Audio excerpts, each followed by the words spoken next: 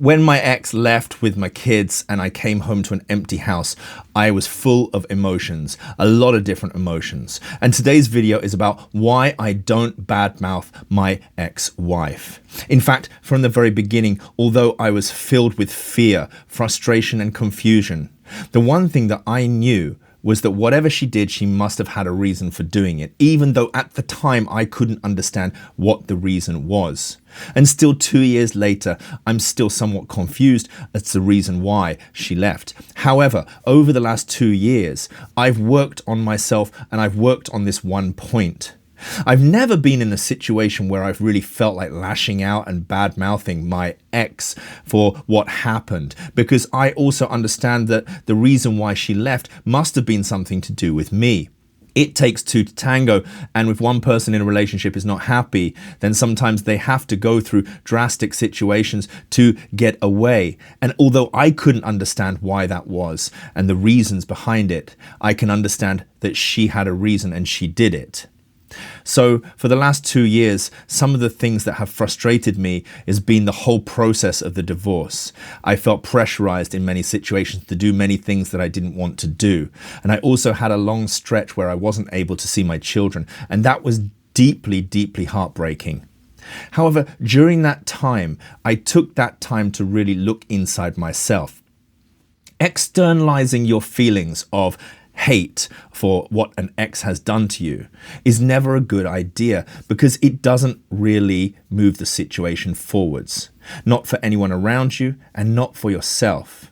And if you're thinking about yourself and who you want to be in the future and how you're going to become positive at the end of this long dark tunnel, then starting with maybe not taking responsibility yourself, but to realize that you can only control the things that you can control.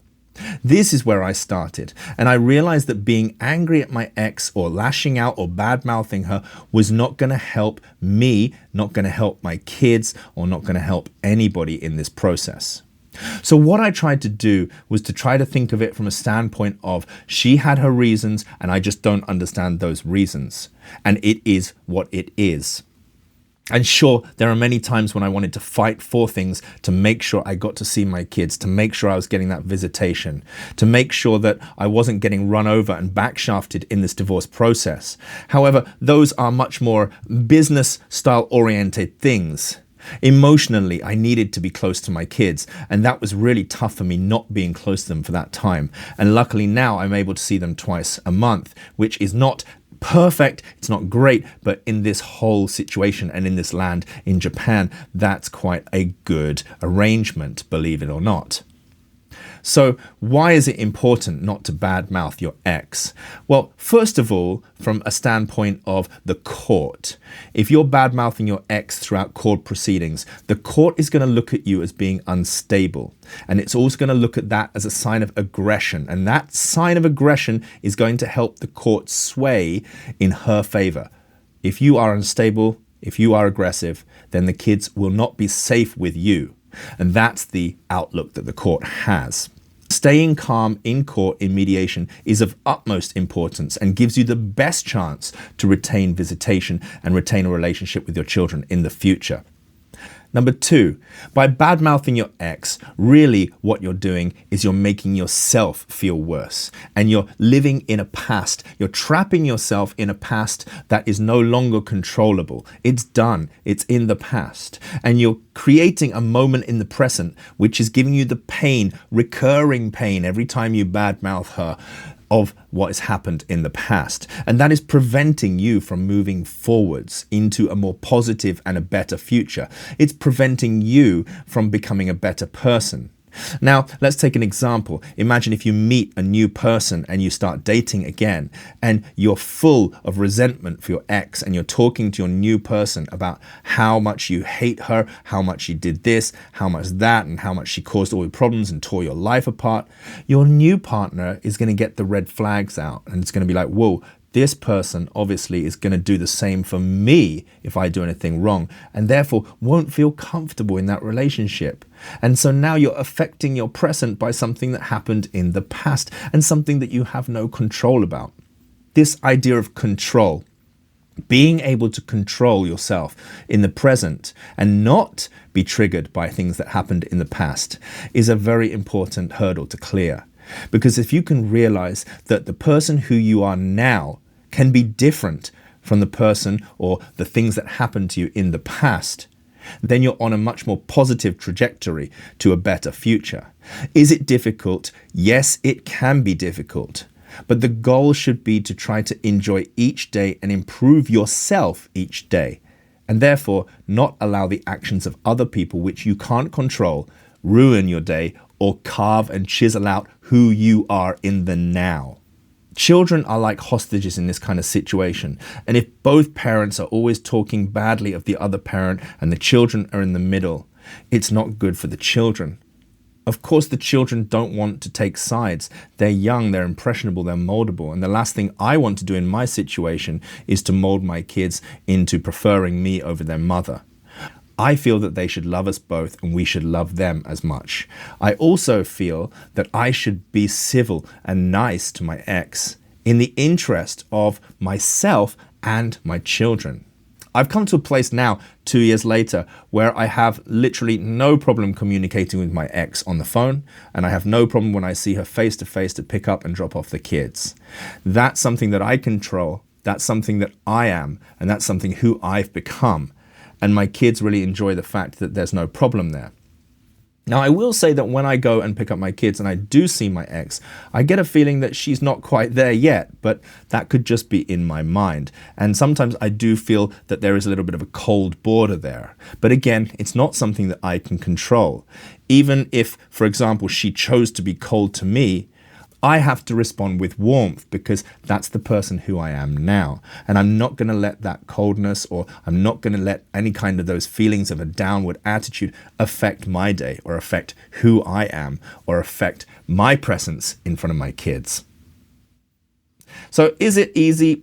It's not. As I said before, it's not easy, and it's something that you have to train yourself to do, to try to understand that if you want to be a more positive person, and if you want to be better, and especially if you want to try to learn from the mistakes that you think you've made in the past, you have to optimize yourself to be open-minded, full of love, outreaching, and positive about the great person that you can become in the future.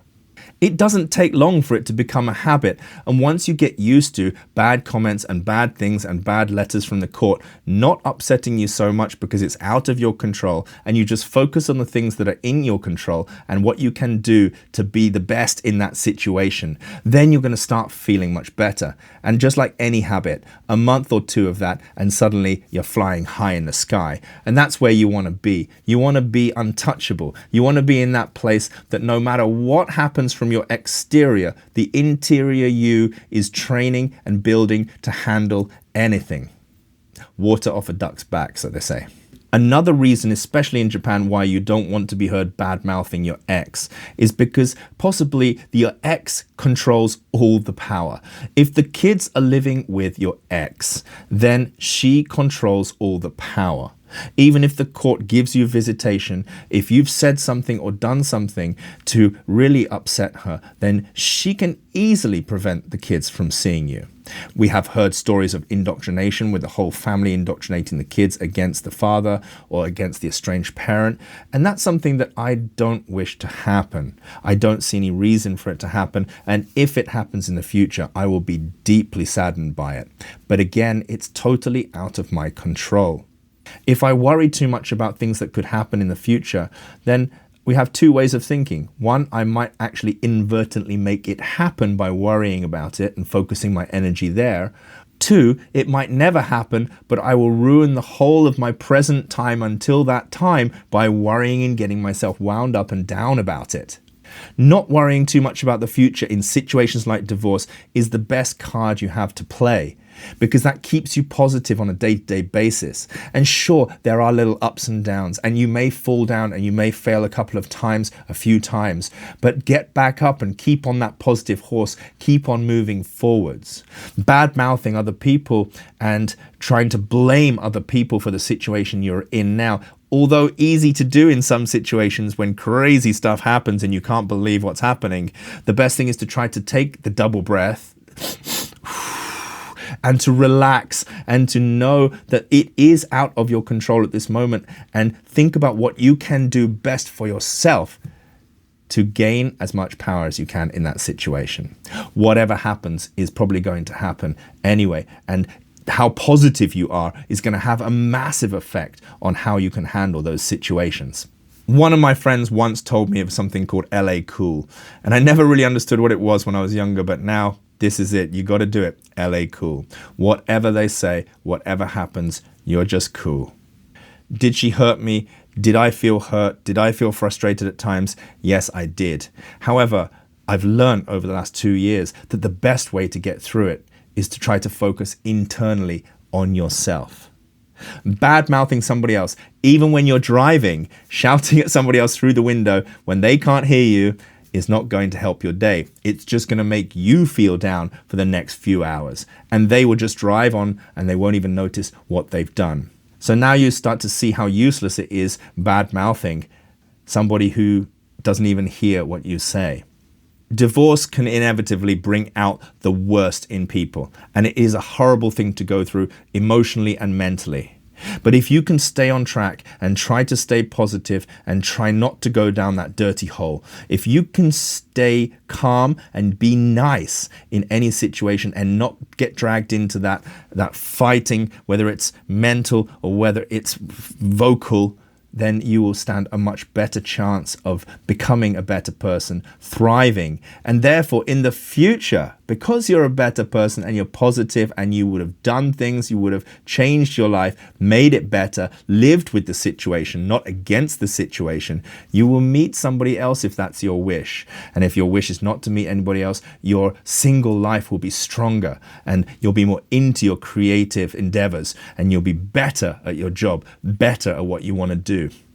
My last point before the end of this video is coming into this feeling of changing yourself, and I'll do another video about it in the future. But this idea that this really can be a new start. This can be a time for you not to ignore the fact that you have kids. You do, and they're still your responsibility, and you need to work on being the best you for them as well.